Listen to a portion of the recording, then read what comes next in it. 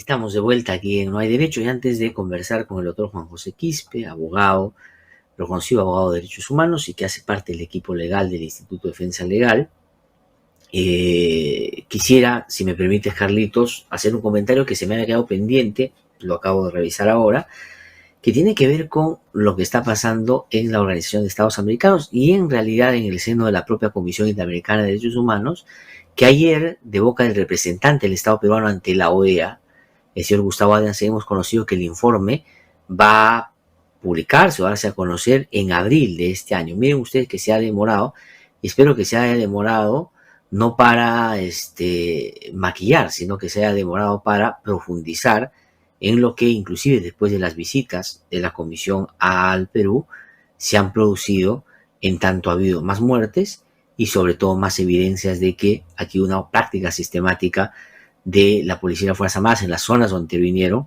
que terminaron pues con ejecuciones extrajudiciales o presuntas ejecuciones extrajudiciales. Pero yo quisiera compartir con ustedes dos extractos de una entrevista que le han hecho al señor Gustavo Adriansen, que es el representante del Estado peruano ante la Organización de Estados Americanos en Washington. Él, como ustedes recordarán, fue procurador del Ministerio de Defensa en la época del señor Pedro Cateriano y fue procurador de defensa en, me parece también, el tiempo que el señor Otárola fue ministro de Defensa en el gobierno de Ollanta Humala, ¿no? Entonces está muy vinculado a ese sector. Y quiero que escuchen ustedes el argumento, es el argumento del Estado peruano ante la OEA, para que vean lo descabellado que es. Y por supuesto hay que, sobre lo ya dicho, hacer algunos comentarios que pongan en su lugar las cosas. Vamos a escuchar al señor Adriansen cuando le preguntan, por ejemplo, sobre el informe que va a hacer la Comisión Interamericana. ¿Y qué cosa es lo que le preocupa sobremanera al representante del Perú ante la OEA? No le preocupa que se puedan esclarecer los hechos, no le preocupa, no, le preocupa que no se filtre el informe. Vamos a escucharlo. Que se dispongan medidas de no repetición, es decir, que se eviten que estos actos que quiebran el deber de reserva, que constituyen un adelanto de opinión, se vuelvan a repetir. Nosotros confiamos que en reuniones posteriores con la presidenta de la comisión y con el relator especial podamos dejar esto firmemente establecido. O sea, ¿qué le importa al Estado peruano a través de su representante de la OEA? Yo cuando escuché la no repetición, dije, excelente, porque el Estado peruano está reconociendo lo que ha pasado y va a dar garantías de no repetición, es decir, que no va a permitir que se siga matando a la gente, que van a sancionar a los responsables, que se va a reparar a las víctimas, que se va a pedir perdón, que se va a generar, digamos, espacios y eventos simbólicos para dar cuenta de que no procuran impunidad, sino más luchan contra él. No, la no repetición, según el representante del Estado peruano ante la OEA, es para que no se filtren los informes de la comisión porque hay que respetar la reserva. O sea, esa es la preocupación del Estado peruano ante la OEA. Y dice que lo van a dejar bien en claro a la comisión. Miren ustedes su preocupación, ¿ah? 70 muertos. Pero sin embargo su preocupación no son esclarecer qué pasó y por qué hay 70 muertos, por qué hay más de 1000 heridos, por qué hay tanta consecuencia en torno a la persecución indebida de determinadas personas. Y dije, no, eso no. Lo que le importa es que no se filtre. Uno. Y en segundo lugar, cuando le preguntan de manera acertada en el canal del Estado, y ojalá que esa periodista no la saquen mañana de ahí de Televisión TV Perú, le pregunta sobre el informe del Departamento de Estado. Y miren ustedes o escuchen ustedes qué contesta el señor Adriansen, que dicho sea de paso, me hace notar Carlito Betancourt que también ha sido ministro de Justicia, no me acordaba, pero ha sido ministro. Vamos a escuchar. Fantástico. Me refiero a este informe ahora, el informe del Departamento de Estado de los Estados Unidos. Este es un informe de un total de 198 informes que ha presentado el Departamento de Estado. Presenta informes por país, 198 países comprometidos, y básicamente contiene la percepción de las misiones de los Estados Unidos en cada uno de estos países. En segundo lugar, este es un informe, Jennifer, que no resulta vinculante al Perú.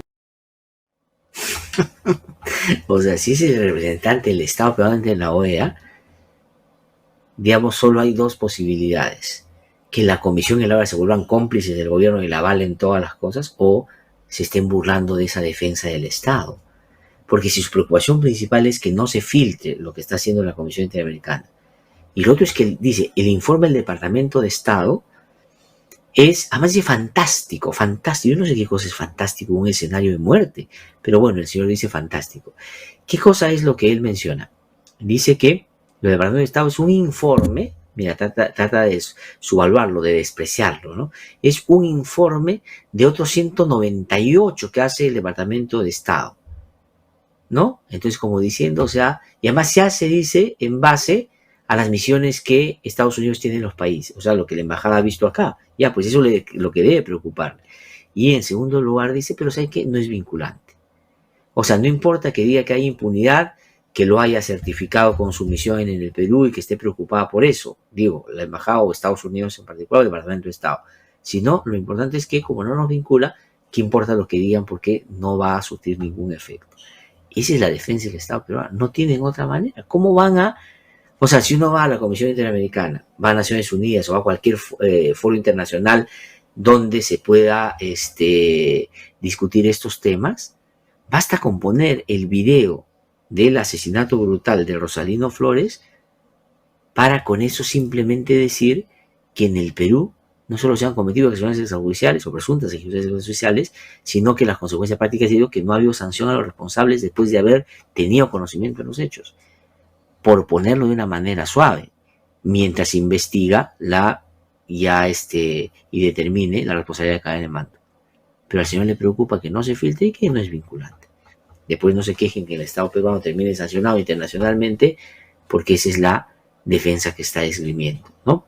Bueno, ahora sí me dicen que estamos en comunicación con el doctor Juan José Quispe, que ha tenido la gentileza de contestar nuestra llamada y aceptar nuestra invitación para que nos pueda dar más detalles de casos, y vamos a pedirle también que nos de alguna manera ayude a entender una especie de el escenario, ¿no? Lo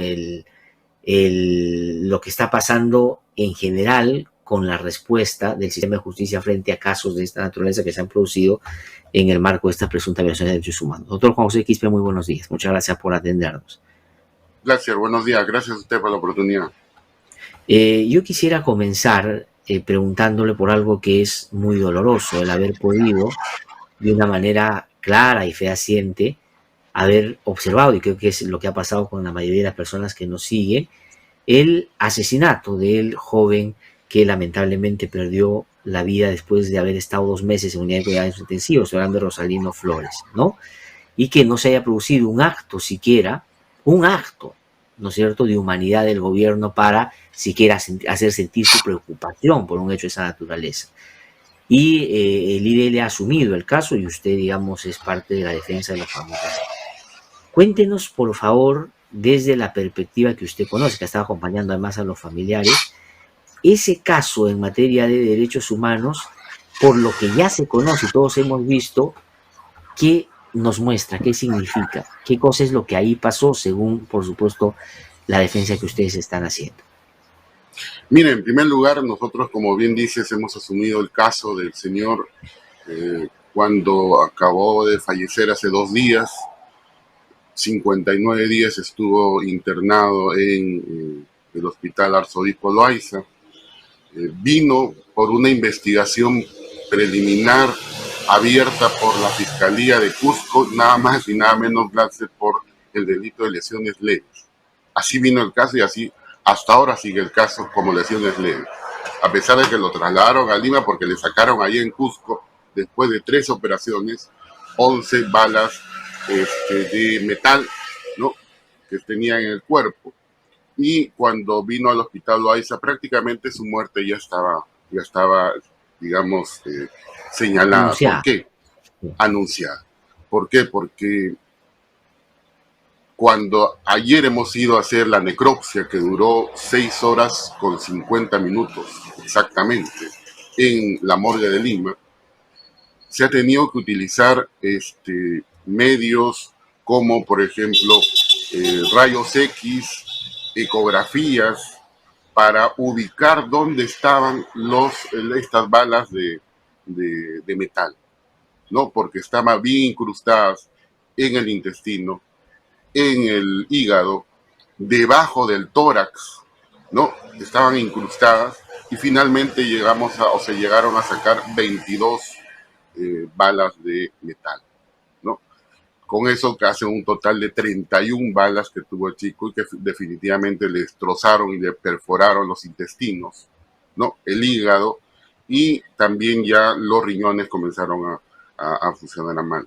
Entonces, en primer lugar, lo que yo quiero decir es que lo que estamos solicitando es que el caso sea visto acá en la ciudad de Lima, porque en 2 meses, como usted ha visto en el video y en las testificales que se han tomado allá, se ha podido por lo menos identificar al policía que ha disparado a esta persona.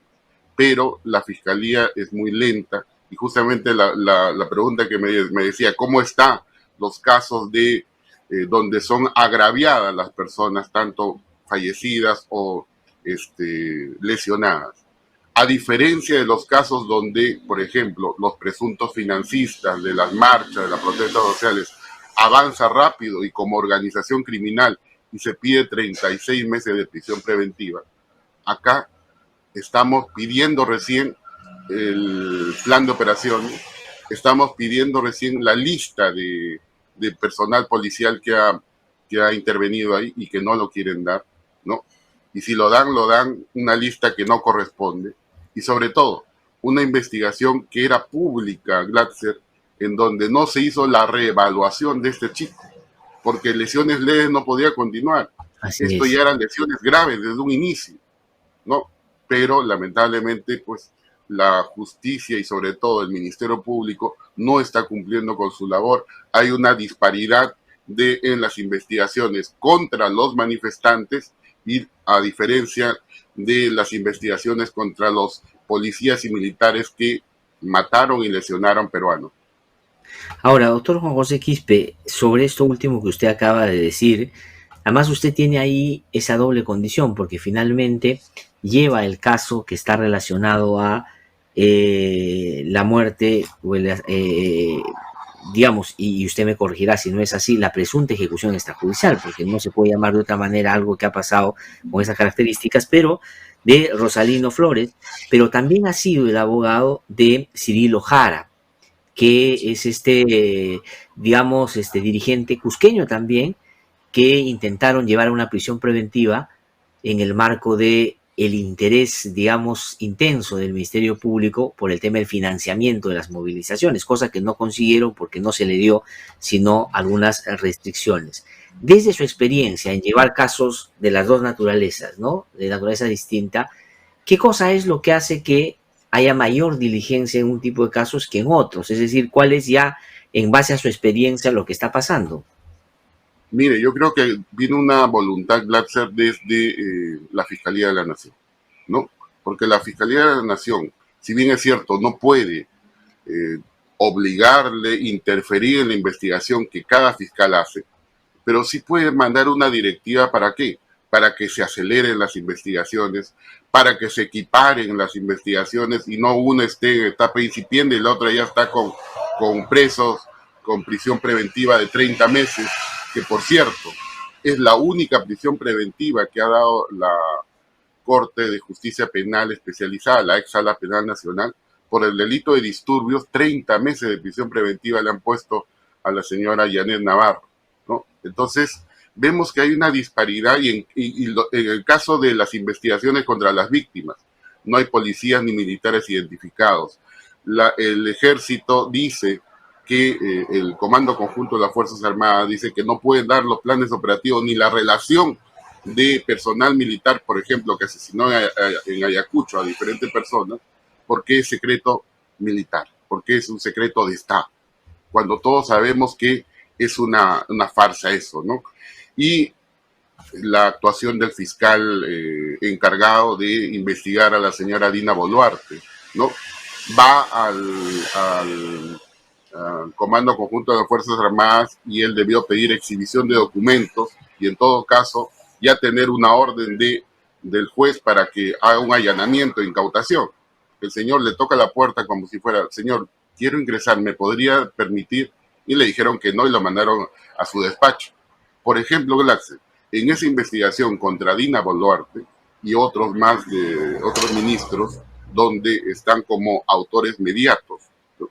Esa investigación está caminando a paso de tortuga. ¿Por qué? Porque de mutuo propio están haciendo casi nada y solamente se basan en lo que le mandan de provincia. Entonces, ¿cómo se puede avanzar una investigación acá con lo que te mandan de provincia si provincia no está investigando a los presuntos autores? Entonces, Claro, porque no tienen, estamos... digamos, la jerarquía para poder investigar a los aforados. Eso es labor propia de la Fiscalía de la Nación. Claro, entonces lo que hace la Fiscalía de la Nación es pedir la información de todo lo que ha actuado la Fiscalía en provincia, para con eso dar un rumbo de tortuga a su investigación. Y como usted ve, el único que ha declarado es el señor Otárola. La señora Dina Boluarte ya se sabía que hizo un show, porque cuando fue a declarar era simplemente porque ella era su tercera y tenía que estar ahí. Pero ella no iba a declarar porque se sabía perfectamente que si hubo una participación de la parte agraviada en la declaración de Otárola, era lógico que se tenía que participar en la declaración de Boluarte. Pero como dijeron, todavía existe un recurso de tutela de derechos, mejor esperemos eso. Pero la señora fue simplemente para firmar el papel que ha concurrido, a sabiendas que ya no se iba a realizar la diligencia. Uh-huh.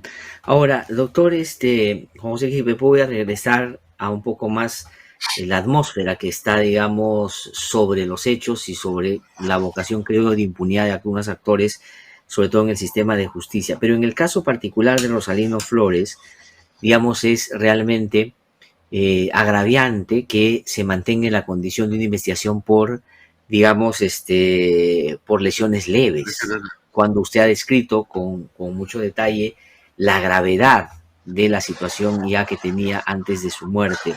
Pero entonces, si no es leve, ¿qué cosa es lo que nos muestra ese caso? A ver, si usted tendría que explicarle, que nos siguen, ese caso, ¿cuál es la teoría de ese caso? ¿Qué cosa pasó en el caso de Rosalino? Es decir, nos ayuda mucho lo que hemos visto en el video, porque es muy explícito, pero ya en su, digamos, canal más formal, legal, técnico, es decir, ya en el caso concreto, ¿cómo describiría usted ese caso? ¿Qué pasó ese día? ¿Cuál es la teoría que ustedes manejan? Yo lo describiría como un asesinato, ¿no?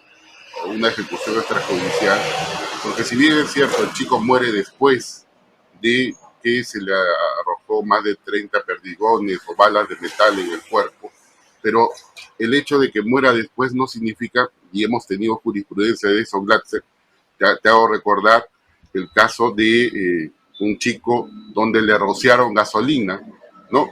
Y los marinos... Indalecio Pumatanta. Indalecio Pumatanta al bajar, ¿no? Y la abogada dijo que no, solamente se le quería quedar un escarmiento. El chico fallece 2 días después, despedazándose todo su piel, pero culpando en una última entrevista a miembros de la Marina, ¿no? Entonces, el hecho que muera después no significa pues que solamente se hay que juzgar por lesiones, porque el chico Rosalino Flores Valverde estaba condenado a morir. No podía comer, no podía defecar,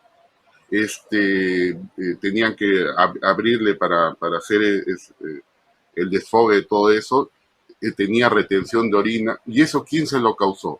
No fueron las balas de metal que le disparó a corta distancia. Y eso hay que desmitificar, Glatzer, que cuando se dice las perdigoneras, las balas de metal, las bombas lacrimógenas, no son elementos no letales. Eso es absolutamente falso. Y en este caso se ha corroborado por qué. Disparado a corta distancia, son más letales o tan letales como un proyectil de arma de fuego. Entonces, hay que ver esa figura, y por eso nosotros estamos pidiendo el traslado de la investigación a la ciudad de Lima. Ya el fiscal de Derechos Humanos de acá de Lima es el que se apersonó en la diligencia de ayer, en la necropsia, y lo único que queda es que la coordinación, la fiscal nombrada por la señora fiscal de la Nación, pues disponga el traslado del caso a la ciudad de Lima, porque allá no se está haciendo absolutamente nada. Sí. Ahora, doctor Juan José Quispe, usted ha dicho de manera reiterada, ahora que estamos conversando, y ha puesto un énfasis en balas de metal, ¿no? Porque la cobertura, sobre todo en los medios, Yo, digamos, me he ceñido en base justamente a lo que hemos visto y a lo que revisamos, sobre todo de colegas que siguen con más cercanía a estos casos, que son perdigones.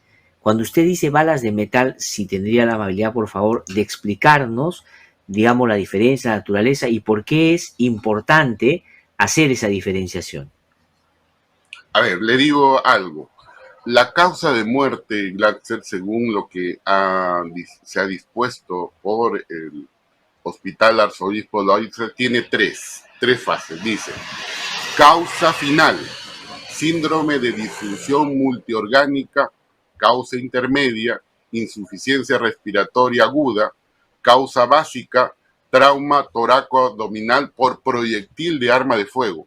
No le está diciendo por perdigones, le está diciendo por ese tipo de proyectil de arma de fuego, ¿no? Y hay una distinción que hay que hacer, ¿no?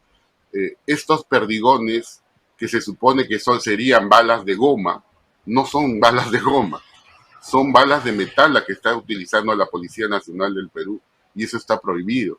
¿Por qué? Sobre todo dispararle a corta distancia, como por ejemplo el señor que lo mataron en Lima, a partir de un disparo de una bomba lacrimógena, le cayó el cartucho y le causó la muerte. Entonces, estas presuntas armas no letales, Glatzer, a corta distancia, y la policía lo sabe porque recibe dentro de su currículum, supuestamente, una materia de respeto de derechos humanos, pero parece que los derechos humanos no lo aplican en estos controles de disturbios porque ellos, a pesar, como usted ha visto en el video, es claro, ya lo tenían dispersos a los manifestantes no estaban armados, ya habían tenido control del orden público, y matar por la espalda, que es un acto execrable para un efectivo policial que en otro país lo hubiesen degradado públicamente, acá lo están ocultando, ¿no? Es matar, disparar a matar, no es disparar para disuadir, porque si uno quiere disuadir, pues pon la bomba lacrimógena hacia arriba y bueno, cae por ahí, pero está tirando a corta distancia a una persona que salía de lo que se estaba ocultando debajo de un árbol. Sí, ahora, doctor Juan José Quispe, creo también es importante hacer notar que el doctor Juan José Quispe no solo es un, digamos, experto en derechos humanos, un litigante ya que tiene una larga trayectoria, sino además es especialista en uso de la fuerza. De hecho, de manera muy frecuente ha sido convocado inclusive a sistemas de capacitación de la propia policía. Por lo tanto, digamos, cuando él refiere de que efectivamente el Estado a través de las fuerzas policiales y armadas tiene el monopolio de la fuerza y tiene el uso legítimo de la fuerza, es, digamos, está enmarcado en no solo la Constitución, la ley, los protocolos y por supuesto los estándares. Y aquí no había nada. ¿En qué momento se puede, por ejemplo, usar la fuerza de esa naturaleza? Cuando hay dos policías y se le vienen 20 personas y lo están por matar, puede, por supuesto, usar su arma para defenderse, es una cuestión de salvar su vida. Pero aquí, como usted bien dice, ya los manifestantes están dispersos. Ese manifestante en particular, es decir, Rosalino, estaba detrás de un árbol tratando de protegerse. Luego sale y no significaba en lo absoluto un riesgo para nadie. Y lo empieza a disparar este efectivo de una manera, digamos, bárbara, ¿no? Pero hay otras maneras, doctor Juan José Quispe, de su experiencia, de poder identificar quién es esta persona, independientemente a que sea la policía la que entregue la información que parece que está sistemáticamente negando, es decir, cómo se hace en otro caso de derechos humanos que ustedes han llevado, por ejemplo. Mire, lo que correspondería sería que el juez disponga y faculte al fiscal hacer una incautación, una intervención y un allanamiento con descerraje de los lugares donde se sabe que está todo el acervo documentario de la Policía Nacional del Perú, por ejemplo, la DIRREU, ¿no? Y el Comando Conjunto de las Fuerzas Armadas, para que se lleven toda esa información y luego puedan verificar que efectivamente sí existen planes operativos, sí existen relación de personas enviadas al lugar de conflicto, sí existen órdenes directas de cada jefe, tanto del comandante general de la policía como del jefe de Comando Conjunto de las Fuerzas Armadas. Pero quería también responderle, y eso no se da. Lo último que hemos visto en casos de derechos humanos donde estuvo involucrado el Grupo Colina fue cuando la señora jueza Victoria Sánchez Espinosa fue ella misma, ¿no? Hizo un allanamiento y consiguió, y ahí se pudo descubrir lo que era el Grupo Colina. En cambio, acá estamos dejando una impunidad y, por ejemplo, nombrando a aquella persona que le dice terrorista a la actual defensora del pueblo, como el señor Walter Gutiérrez Camacho, que más que abogado es un empresario de Gaceta Jurídica, ahora se le premia con una agregaduría en el extranjero. Entonces, yo creo que este gobierno siempre está de la mano del fujimorismo porque está con estas personas que critican a las personas que le dicen sus verdades al gobierno, pero que finalmente terminan siendo premiados. Pero quería decirle, Glatzer, con respecto a lo que usted me decía, sí, efectivamente, nosotros hemos dado charlas a los policías respecto al uso diferenciado de la fuerza en los disturbios, ¿no? Al respeto de los derechos humanos de las personas, y sobre todo en el video hemos visto, Glatzer, la policía tiene una función no solamente legal, sino constitucional, de detener a la persona. Si esa persona que está corriendo, en vez de lanzarle las balas de plomo, le hubiesen detenido, era una persona pasible de ser investigada. Pero lo que hizo la policía más bien es dispararle y no cumplir con su función de detención, porque está como diciendo, actuando como las Fuerzas Armadas, que ellos no detienen, ellos simplemente disparan a matar. Entonces, se sabe que solamente la policía podría utilizar, y eso te digo podría, ¿por qué? Porque la norma de la ley del uso de la fuerza y sobre todo el manual de derechos humanos aplicado a la función policial, que no se consigna extrañamente, Glatzer, en los estados de emergencia, ¿no? No se dice, esto también debe aplicarse, y eso lo vemos en las resoluciones que emite el gobierno. Se establece claramente que solamente cuando hay peligro grave e inminente para la vida del policía o de un tercero, se podría aplicar la fuerza letal. Antes tienes otras formas de cómo disuadir a los manifestantes, y eso está claro. Entonces, lo que vemos es que la Policía Nacional del Perú tiene un chip ya formado desde la escuela de la policía, ¿no? Sus oponentes no son personas a detener, sus oponentes son las personas con quien ellos van a combatir, y eso está mal. Enemigos a doblegar, ¿no? Exacto, ¿no? Y es definitivamente que la policía está cumpliendo una mala labor, pero hay que acá decir bien claro, hay un grupo de policías o de los que resulten responsables, porque así se aperturan las investigaciones, porque no tienen los nombres, ¿no?, de los autores directos que están investigando la Fiscalía de Provincia. Pero acá en Lima se está investigando a los autores mediatos, no solamente una responsabilidad política de la señora Boluarte, por ejemplo, sino las personas que en sesiones de Consejo de Ministros disponen qué es lo que se va a hacer para reprimir las protestas sociales. Y lo curioso del caso, mandan solamente la transcripción de las sesiones de Consejo de Ministros, pero no mandan los audios. Entonces, ¿cómo yo sé que esa transcripción donde dice una suerte así de que se respeten los derechos humanos de los manifestantes, habría que cotejarlo con el audio, porque el audio no lo mandan hasta ahora? La propia fiscal de la Nación ni siquiera le exige, ni hace un allanamiento a la presidencia del Consejo de Ministros para que le entreguen los audios. La fiscal de la Nación está cumpliendo un papel de verdad, Glatzer, muy lamentable en esto. ¿Por qué? Porque está poniendo a gente no capacitada. Los casos de derechos humanos son casos especiales, donde tiene que tener la gente una preparación especial para juzgar, investigar estos casos. Pero, por ejemplo, a la Coordinadora Nacional de Casos de Derechos Humanos, tanto de las fiscalías provinciales como de las fiscalías superiores, es una magistrada fiscal que viene de la libertad, que viene de un juzgado de familia y de un juzgado civil. Dígame usted, ¿yo me puedo convertir en especialista en derechos humanos con un curso de una semana, de 2 semanas? No, definitivamente que no. De ninguna manera. Entonces, sobre todo, doctor Juan José Quispe, sobre todo cuando tenía a un coordinador que sí era especialista en derechos humanos. Es decir, Sacas a uno que sí tenía la especialidad para poner a alguien que no la tenía. Yo tengo la impresión que ese es como poner a alguien que desconozca el manejo de estos casos para tener ciertos niveles de control sobre las investigaciones. Es lo que yo, digamos, imagino puede estar pasando. Pero quería, para ir terminando, doctor José Quispe, preguntarle por Sí, otra cosa que tiene que ver con el caso, ¿no? Y es la siguiente. El no entregar información para determinar la responsabilidad directa de quien gatilló y mató, en este caso, a Rosalino, yo creo que más bien da cuenta no de un acto individual, sino de una práctica que puede haber sido sistemática. Porque si no, la policía tendría que inmediatamente decir, ¿saben qué, señores? Ese señor que disparó se llama tal, aquí está, que se someta a la justicia.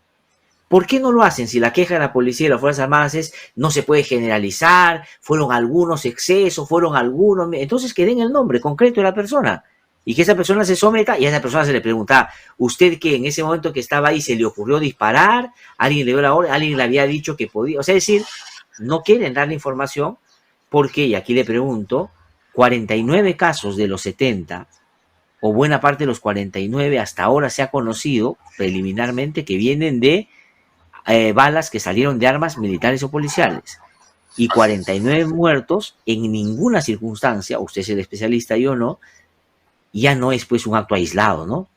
O sea, si hubiese Eso, sido un caso, digamos, lamentable, uno podría decir, sí, fue un policía que incumplió, pero 49, ¿no? ¿Qué piensa de eso para ir cerrando, doctor José? sí, buena pregunta porque me permite decirle gracias a todo su público oyente y que nos sigue por las redes lo siguiente, ¿no? Es lamentable que congresistas vengan a sorprender, a engañar, a mentir a la opinión pública, creando una corriente de opinión, cuando dicen, son casos aislados, son casos que deben investigarse, pero hay que investigar sobre todo al policía, quién lo quemó.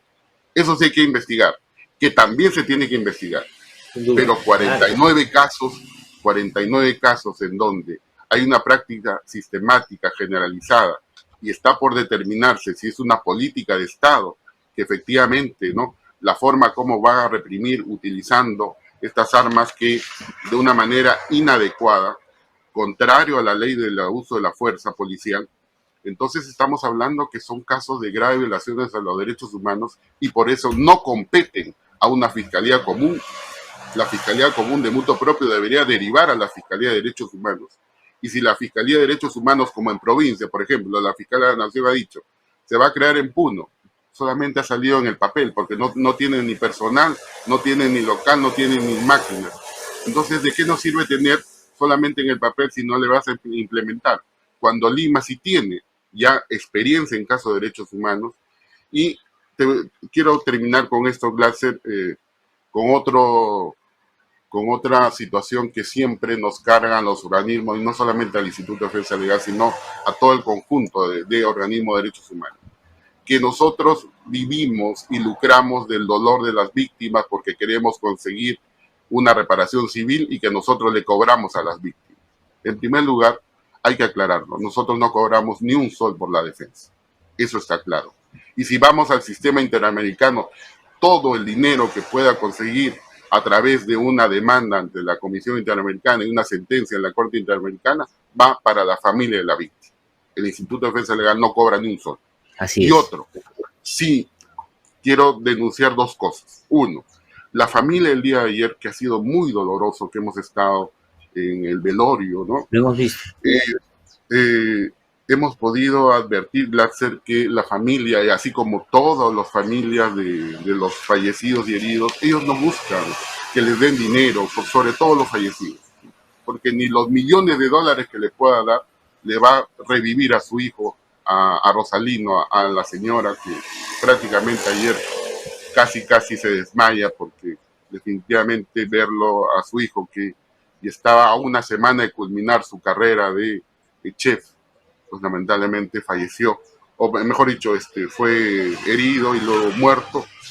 Y otro, Glatzer, es lo que dijo el hermano y que viene a colación de lo que nosotros estamos denunciando, yo también denuncié, ¿no? Que hay policías que nos están siguiendo, se están haciendo interceptaciones telefónicas, y lo mismo ha denunciado el hermano de Rosalino, que también se llama Juan José Flores, ¿no? Como yo se llama, que él ha denunciado no solamente un acto de discriminación por su color, porque decía, yo pasaba, ¿no? Y a mí me retenían por mi color de piel, me pedían mi DNI cuando una persona de color blanca le dejaban pasar al hospital. Ese es por parte de los policías que controlan ahí también, que estaban ahí, que sabían que él iba a entrar porque él ha estado todos los días con su hermano. Y lo otro es que él ha denunciado públicamente que ha estado siendo víctima de seguimiento por parte de personas civiles de la Policía Nacional del Perú. Eso es grave y no encontramos ni siquiera una respuesta de cárcel. No encontramos ni del ministro, no encontramos ni del señor Otárola, ni menos de la Presidenta de la República, que el día de ayer ni siquiera le ha mandado un ramo o unas flores pidiendo disculpas públicas. Ni siquiera lo hace eso. Ni siquiera un gesto hay de parte de la primera mandataria del país hacia una persona que ha muerto por parte de efectivos policiales que forman parte del Estado y que por lo tanto se dice, si bien es cierto, se va a dilucidar su caso en juicio, pero por lo menos un gesto de salir o ir allá o mandar unas flores, pero no ha hecho absolutamente nadie del Estado.